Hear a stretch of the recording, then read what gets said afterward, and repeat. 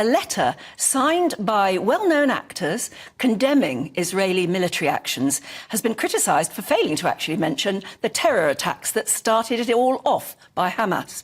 More than 2,000 actors and artists and musicians in the UK, that's including people like Tilda Swinton, Steve Coogan, Charles Dance and Maxine Peake, they signed the letter. So today we're asking, should celebrities stay out of politics or not?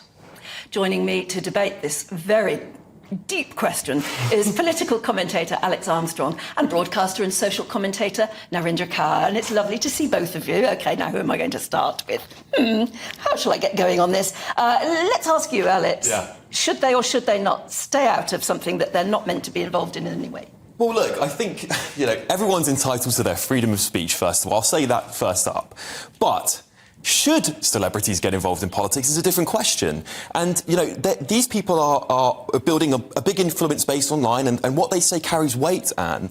And I think that's really important when we're talking about political discourse, because they don't always present the facts, as you've just stated quite clearly on TV, that, they sometimes come out with a little bit of nonsense that's, opinions shared by other elite celebrities around them. It's like a little club, and they're not very representative of the people, I tend to find, as well. So, it's quite a difficult one. But, what really grinds my gears is publicly funded celebrities, i.e. ones on the BBC, who tend to have quite strong opinions on things, but are paid for by the taxpayer. Yes, yeah. A few of them quite quiet lately. But, yeah, that's my view. And who's been told, actually, we're thinking of one particular one you're probably alluding to, who's been told it's OK for you to go ahead and say those private things as you want to? Well, I think that's quite shocking, isn't it? Considering, taxpayer money goes towards their salaries, quite good salaries, might I add. And to think that, their tweets are independent, though. It's got nothing to do with BBC.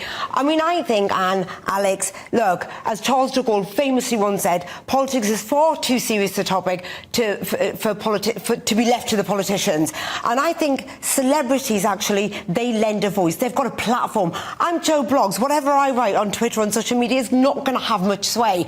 But if you're a celebrity and you've got a big following, you can get people to participate, and the democratic process is meant for participation. And I think it's so important. Taylor Swift famously got involved in politics in 2018. She let off a long time. People said, don't get involved, leave yourself for singing, which is, quite patronising. But I think that actually she got involved, and she put a voice behind the Democrats. They didn't win, but guess what happened? A lot of youngsters went out there and voted. But they're voting on... We need celebrities to actually influence participation. And if they're doing that, and may I just add, when UK got involved behind Ukraine, suddenly it was OK for celebrities to lend their voice. It's OK because we're supporting Ukraine. Yes, you've just made the minute. This is a very, very sensitive issue. Well, you know what? The Ukrainian one was also sensitive, and celebrities were allowed to get involved. But suddenly with Palestine, they're not allowed to get involved. Okay, well, that's the question. Charles de Gaulle's a great quote, but, if it's too serious for just left to politicians, it's way too serious for celebrities to be getting involved, frankly. And, Taylor Swift's a great example. She was tweeting about Black Lives Matter, which, the charity now, which she got thousands and millions of donations from her tweets as a result of, has been obviously shown to be what it is, for fraudulent, for a lot of fraudulent things. But I think it just goes to... I think it actually goes to show that these celebrities are pumping virtue signalling towards charities and big organisations. They don't know what they're talking about. They're just being told this is a great thing to do. You can't go wrong because it looks like they're trying to do good. That if they're ill-informed, then it's a disaster. But they do it at the peril of their career. But they can get cancelled. But there's a responsibility. Just if you're a great singer, you could be an absolutely great singer, doesn't mean you understand political issues, does it? Correct. But they're putting their career on the line because they believe in it. And I think it's so important to use this huge platform, 6 million to 10 million followers.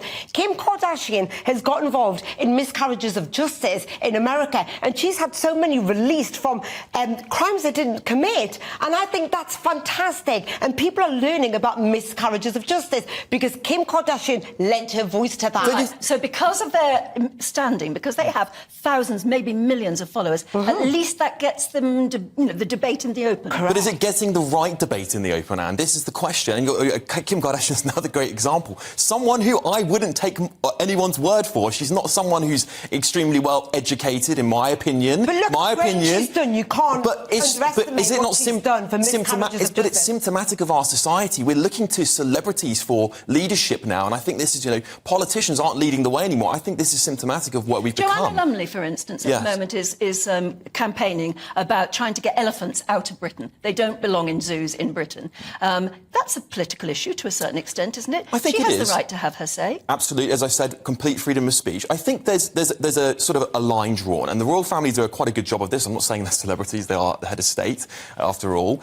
But there's a line where it gets very political and quite dangerous. I mean, I won't mention too many stars on live TV, but some of the opinions they put out there are literally to vote for specific parties. They are influencing the democratic process. But I think quite this letter, these celebrities were pro-Palestine. I think it's amazing they did that, because actually they're correct. And this whole line that they didn't condemn Hamas, that was 2 weeks ago. It was 2 weeks ago. News is fast.